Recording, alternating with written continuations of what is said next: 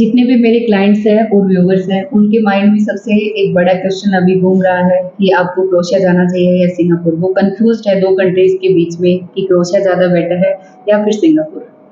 मैं ऋतुराज अनु के साथ एयू वीज़ा कंसल्टेंसी से इन सभी आपके जितने भी समस्याएँ हैं, जितने भी आपके माइंड में चल रहे क्वेश्चंस हैं, उनको दूर करने के लिए आप आज ये वीडियो बना रहे हैं।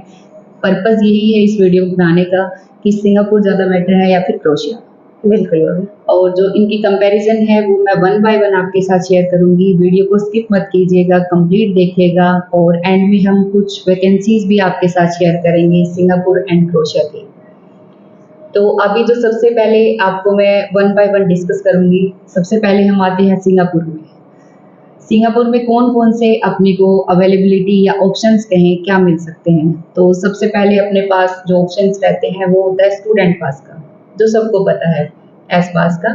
बिल्कुल। कि उस बेसिस पे हम कैसे जा सकते हैं, कैसे अपना स्टडी कंप्लीट कर सकते हैं, कैसे वर्क कर सकते हैं, ये शायद सबको पता है, बट फिर भी हम थोड़ा एक ब्रीफ में शॉर्ट में हम आपको बताएंगे।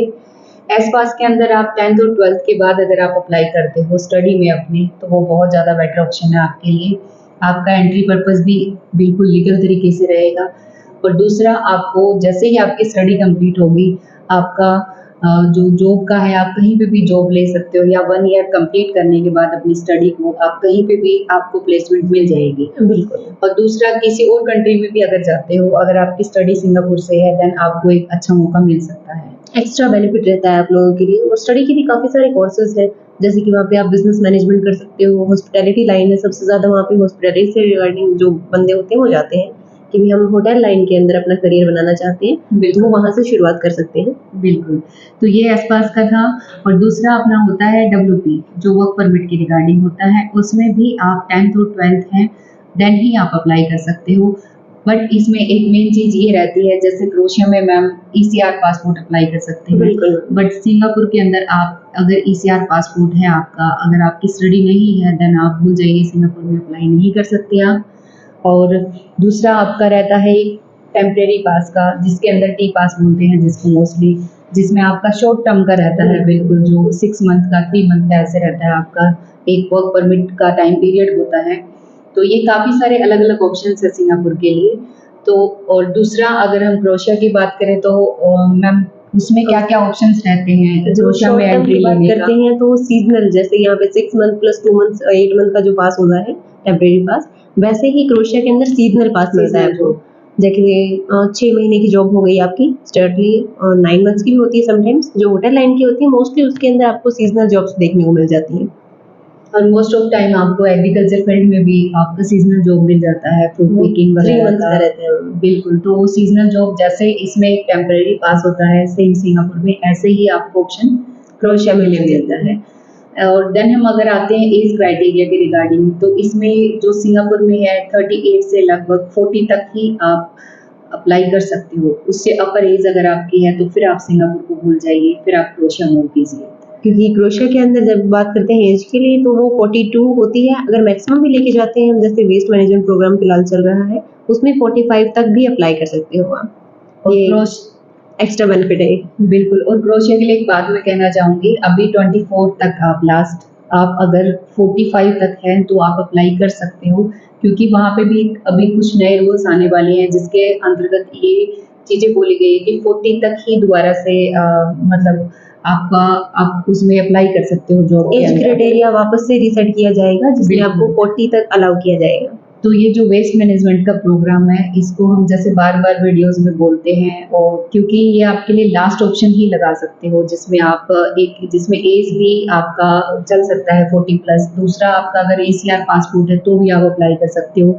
तीसरा बेनिफिट इसका ये है, अगर आपको इंग्लिश नहीं आती है तो भी आप अप्लाई कर सकते हो। चौथा बेनिफिट ये, आपको इंटरव्यू देने की ज़रूरत नहीं है, आप बिना इंटरव्यू के भी उसमें CV सिलेक्शन करवा सकते हो। बिल्कुल। तो ये आपको लास्ट ऑप्शन ही लगा लो। जितने भी मेरे क्लाइंट्स हैं, व्यूअर्स हैं, 40 प्लस एज है और सेंजन में जाने का सपना सोच रहे हैं या जाना चाहते हैं क्रोएशिया में, देन आप जल्दी से जल्दी अप्लाई कीजिए इसी प्रोग्राम के अंदर, जो आपको बहुत अच्छा ऑप्शन दे रही है। और दूसरा, अगर हम सैलरी के रिगार्डिंग अगर कंपैरिजन करते हैं क्रोएशिया की और सिंगापुर की, तो क्रोशिया में लगभग आपका जो सैलरी का है क्राइटेरिया वो लगभग आपका 800 यूरो से 1000 यूरो तक रहता है।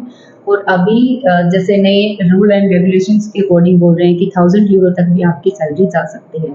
और आपका यूरो का जो प्राइस रहता है वो बढ़ता चढ़ता रहता है, 92 90 तक चला जाता है, जो लगभग आपकी यहाँ के अकॉर्डिंग 70,000 से लेके आपकी 1 लाख तक आपकी क्रोशिया की सैलरी चली जाती है। बिल्कुल मैम।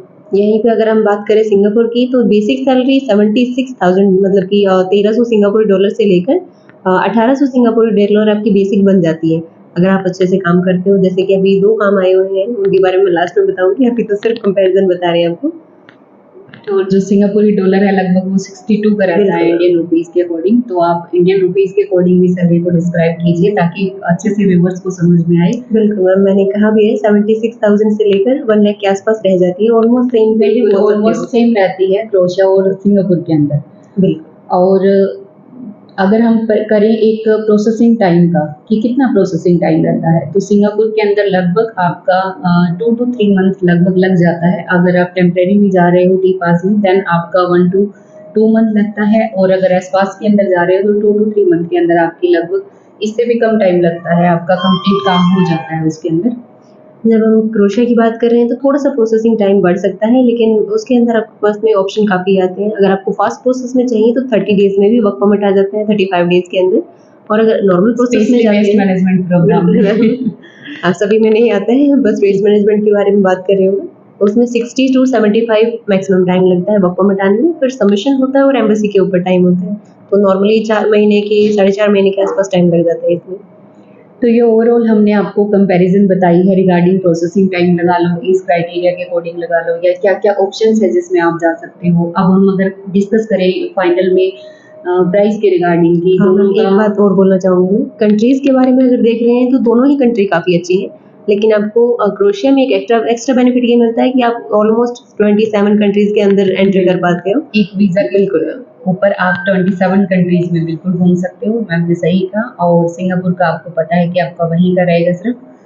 तो दोनों की कंपैरिजन हमने ओवरऑल कर दी है। फिर भी कोई पॉइंट छूट जाता है जिसमें आप थोड़ा-सा डिटेल में जानना चाहते हो तो आप कमेंट बॉक्स में कमेंट कर सकते हो। और अगर मैं अभी प्राइस के रिगार्डिंग डिस्कस करूँ तो मोस्टली व्यूअर्स बोलते हैं कि मैम सेम प्राइस है, लगभग क्रोशिया का और सिंगापुर का बिल्कुल सेम प्राइस है। पहले सिंगापुर का फिर भी कम था, बट अभी रिसेंटली जो भी चल रहा है, जो भी टाइम पीरियड या सैलरी का लगा लो, कंपैरिजन लगा लो कंपनी का, तो उसमें प्राइस बढ़ के आ रहे हैं। तो आपका बिल्कुल। लगभग दोनों का ही कंट्रीज़ का सेम प्राइस रहेगा। अगर आप कंपैरिजन करना चाहो दोनों का तो हमने आपको डिटेल में 1 बाय 1 बता दिया है। अब मे भी आप सेलेक्ट करने आपके लिए ईज़ी रहेगा कि कौन-सी कंट्री में जाना चाहिए, क्योंकि कंट्री दोनों ही बहुत अच्छी है। बिल्कुल। उसमें आपको ज़्यादा सोचने की ज़रूरत नहीं है कि इसमें सैलरी कम है। हाँ, बस थोड़ा-सा एज का और थोड़ा-सा रूल रेगुलेशन के अकॉर्डिंग चले तो आपको क्रोशिया थोड़ा ईज़ी लगेगा और सिंगापुर थोड़ा-सा टफ लगेगा।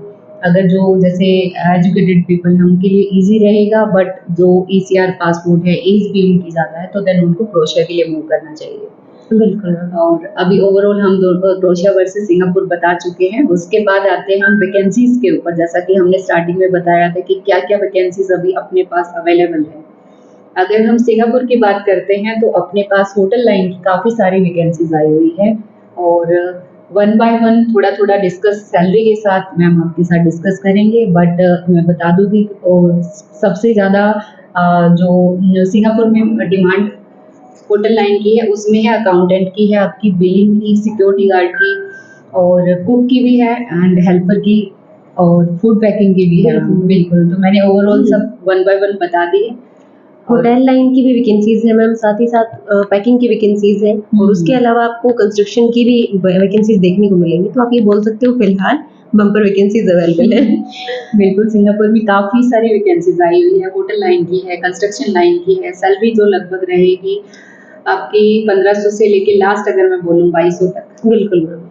तो ये आपका सैलरी क्राइटेरिया रहेगा। अलग-अलग इतनी सारी वैकेंसीज़ हैं, हम नहीं बता पाएँगे एक वीडियो के अंदर। बिल्कुल। वो 1 बाय 1 कोशिश करेंगे आपको कुछ वैकेंसीज़ के साथ एक शॉर्ट रील्स में जैसे हम वैकेंसीज़ निकालते हैं, उनमें आपको बताने की कोशिश करेंगे। और इसके अंदर जो आपको बेनिफिट्स मिल रहे हैं, आपको अकोमोडेशन और ड्यूटी टाइम फूड आपको कंपनी की तरफ से मिलेगा, एंड 2 ईयर का आपका कॉन्ट्रैक्ट है, रिन्यू करवा सकते हो उसको। और बाकी ओवर टाइम वगैरह अगर जैसे पूछते हो आप लोग, ओवर टाइम सबसे बड़ा क्वेश्चन रहता है बिल्कुल। क्लाइंट्स का कि ओवर टाइम, बिल्कुल ओवर टाइम अगर आपको कंपनी अलाउ करती है तो बिल्कुल ओवर टाइम मिलेगा आपको, और वैसे भी सैलरी अच्छी है, और अकोमोडेशन अगर आपको मिल रहा है देन ओवर टाइम ज़्यादा मतलब रिक्वायर्ड नहीं है इतना, क्योंकि सैलरी पैकेज भी अच्छा है। बिल्कुल बिल्कुल। अभी मैम आपके साथ क्रोशिया की वैकेंसीज भी डिस्कस करेंगे, कौन कौन सी आई हुई है लेटेस्ट सिंगापुर की, बिल्कुल। ओवरऑल जो मैंने बता दी है।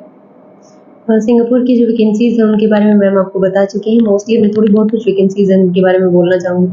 काफ़ी सारे बच्चे हैं जिन्होंने क्वेश्चन किया था कि मैम जो जेसीबी एक्सकवेटर वगैरह ऑपरेटर्स हैं, लोडर ऑपरेटर्स हैं, उन सभी की वैकेंसीज़ अवेलेबल हैं या नहीं? तो सिंगापुर के अंदर ये वैकेंसीज़ भी अवेलेबल हो गई हैं, और बाकी सारी रील्स के थ्रू बताऊँगी आपको। नेक्स्ट में चलते हैं हम क्रोशिया के ऊपर। तो क्रोशिया के अंदर वेस्ट मैनेजमेंट जो हमारा प्रोग्राम है वो हमेशा से चलता आ रहा है। हमेशा से तो नहीं, मतलब इस ईयर में काफ़ी ज़्यादा मोटिवेटेड रहे उसके लिए। उसके बाद में मेगा प्रोजेक्ट है ये बोल सकती हूँ। उसके वीजा आने भी शुरू हो गए हैं, और अभी 7 तारीख को कुछ उनका क्लाइंट्स का सबमिशन भी है जिनके वर्क परमिट आ चुके हैं, वो मैं उनको सबको कांग्रेचुलेशन बोलना चाहूंगी। बिल्कुल। वो पिछली वीडियो में हमने बोला भी था, 1 बाय 1 सब चीजें हो रही हैं, थोड़ा सा वेट कीजिए। बिल्कुल। और आपने देखा भी है उसको अच्छे से, बहुत अच्छा लगा हमें कि आप सब लोग हमें देख रहे हो, लाइक कर रहे हो, सपोर्ट कर रहे हो। बिल्कुल। मैम को बीच में स्किप करवा दिया, कोई कंटिन्यू बात नहीं। कीजिए। तो वेस्ट मैनेजमेंट प्रोग्राम के अलावा अपने पास में और वैकेंसीज भी आई हैं, जैसे कि कंस्ट्रक्शन लाइन की है, स्पेशली टाइल मेसन्स की है, वेल्डर्स की है, फिटर्स की है। ये वैकेंसीज अभी अवेलेबल है। उसके साथ साथ ये बोल सकते हो कि 700 से लेकर 800 बेसिक आपकी यूरोज में सैलरी रहने वाली है। ड्यूटी टाइम मील मिल रहा है आपको, और अकोमोडेशन कंपनी खुद प्रोवाइड करवा रही है। तो इसके अलावा अपनी वैकेंसीज जो जानना चाहेंगे वो हैवी ड्राइवर की हैं। अभी भी वैकेंसीज अवेलेबल हैं, तो आप उसमें एनरोल करना चाहते हैं तो कर सकते हैं। 1000 से 1200 यूरोज, जो कि आपकी ऑलमोस्ट 1 लाख प्लस सैलरी बन जाती है। तो उसके अंदर आप एनरोल करना चाहें तो बिल्कुल कर सकते हैं। सिर्फ और सिर्फ 3 वैकेंसीज रहती हैं। हैवी ड्राइवर से वो जाग जाइए प्लीज, बिल्कुल। 3 वैकेंसीज लेफ्ट रहती है। अगर उसके बाद कॉल आती है कि मैम हैवी ड्राइवर की वैकेंसीज है, तो वो नहीं मिलेगी उस टाइम पे। तो बिल्कुल। और ड्राइवर्स की वैकेंसीज सिंगापुर में भी अवेलेबल है, चाहे वो हैवी हो या फिर लाइट हो, तो दोनों की वैकेंसीज भी वहाँ पे अवेलेबल है। उसके बाद में नेक्स्ट है जो वैकेंसीज, उनके बारे में मैं बताना चाहूँगी।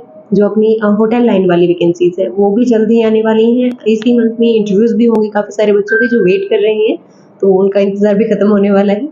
तो आप लोग भी तैयार रहिएगा। स्पेशली जो शेफ्स हैं, फ्यूजन शेफ है, कॉमी शेफ है, उनकी इंटरव्यूज होंगी। तो आप अगर इस फील्ड से रिलेटेड हो और करना चाहते हो, आप अप्लाई बाहर देश में जाना चाहते हो, तो बिल्कुल आप कनेक्ट कर सकते हो। और अभी लास्ट में मैं यही बोलना चाहूँगी, क्रोशिया गारबेज के रिगार्डिंग बोलना चाहूँगी कि ये अभी जो मंथ पूरा चल रहा है इसमें आप अप्लाई कर सकते हो। डेट्स बढ़ा दी गई हैं आगे, क्योंकि अभी भी रिक्वायरमेंट कंटिन्यू चल रही है फ्लो में, एंड इसमें वीज़ा श्योरिटी है 100%। दूसरा, आप इन केस कुछ भी होता है देन आपका फुल रिफंड है, जो मैं आपको पहले बोल रही हूँ। एंड दूसरा, जितने भी 40 प्लस हैं वो जाग जाइए, क्योंकि इसके बाद 2024 के बाद आपको मौका नहीं मिलेगा अप्लाई करने का, सेंजन में जाने का। बिल्कुल, ये आपका लास्ट चांस है। लास्ट चांस है आपका, और ये वैकेंसी भी लास्ट है जो जिसमें सब ओवरऑल सबको लिया जा रहा है। इसमें ये नहीं देखा जा रहा एजुकेटेड है, इंग्लिश आती है, या फिर एज का, या काफ़ी सारी चीज़ें जो एक आपको रोकती है अप्लाई करने से।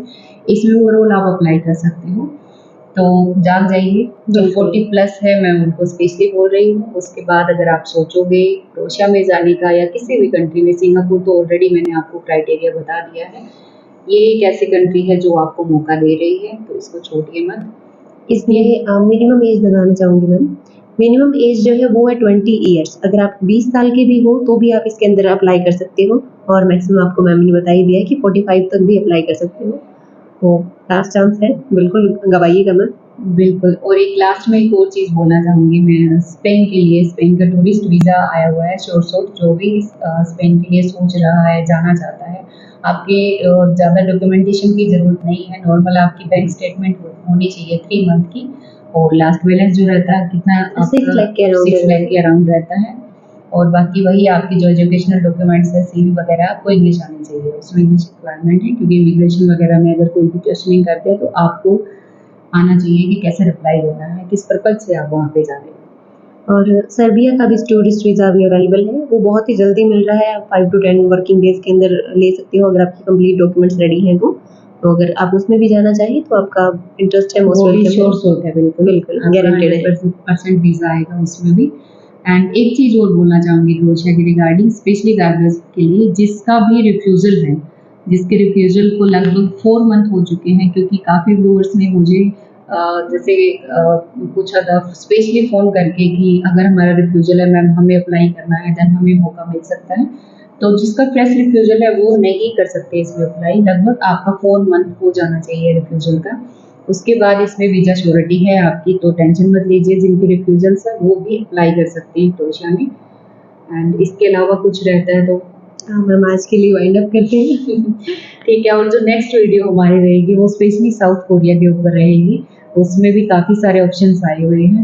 एंड नेक्स्ट वीडियो के लिए वेट कीजिए। एंड अभी जो ये वीडियो इसको बिना स्किप कीजिए देखिए। और एक थोड़ी सी शिकायत है आपसे, मेरे जो 60% व्यूवर्स हैं वो बिना सब्सक्राइब किए हुए चैनल को देख रहे हैं, तो अगर उन सब्सक्राइब बटन दबा दोगे तो थोड़ा अच्छा लगेगा हमें तो भी। उसके कोई एक्स्ट्रा चार्जेस नहीं है तो प्लीज़ सब्सक्राइब कीजिए चैनल को और शेयर कीजिए जितना ज़्यादा, जिसको भी रिक्वायरमेंट है, जो सोच रहा है कि अच्छी कंसल्टेंसी हो जहाँ पे एक फुल ऑफ कॉन्फिडेंस के साथ अप्लाई करना है, देन आप ये वीज़ा कंसल्टेंसी से जुड़ सकते हो। बिल्कुल मैम और अभी मैं सबको, जितने भी क्लाइंट्स हैं सबमिशन के लिए ऑल दी बेस्ट। एंड जिनका अभी रिजल्ट वेटिंग में चल रहा है उनको भी ऑल दी बेस्ट, और बाकी सबको कॉन्ग्रेचुलेशन बोलना चाहूँगी जो ऑलरेडी जाके काम कर रहे हैं वहाँ पे। Thank you so much.